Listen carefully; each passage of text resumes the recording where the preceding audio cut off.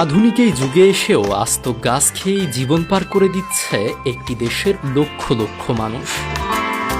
ক্ষুধা মেটাতে তারা রীতিমতো বনের গহীন থেকে বিশালাকৃতির গাছের কাণ্ড কেটে তার ভেতর থেকে খাবার খুঁড়ে বের করে। শুরুতে কুড়াল বা বিশেষ ধরনের কাঠের হাতল দিয়ে শক্ত কাণ্ডের বুক চিরে ফেলা হয়, আর ভেতর থেকে বের করে আনা হয় নরম সাদা আঁশযুক্ত মণ্ড, যা দেখতে একদম কাঠের গুঁড়োর মতো। এরপর সেই গুঁড়োকে পানিতে ধুয়ে ছেঁকে নেওয়া হয়, আর নিচে তলানি হিসেবে জমা হয় বিশুদ্ধ শ্বেতসার বা স্টার্চ। পাপুয়া নিউগিনির সাগো নামের এই গাছগুলোর এক একটি খুঁড়ে অনায়াসেই 150 থেকে 300 কেজি পর্যন্ত আটা বা পাউডার পাওয়া সম্ভব। প্রতি 100 গ্রামে প্রায় 350 ক্যালোরি আর 94% কার্বোহাইড্রেট থাকায় এটি শরীরে দ্রুত বিপুল শক্তির যোগান দেয়।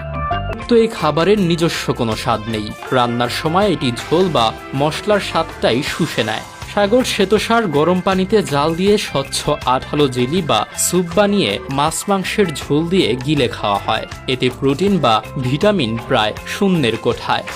তাই শুধু এই গাছের আটার ভরসায় থাকলে চরম পুষ্টিহীনতায় পড়ার ঝুঁকি থেকেই যায়।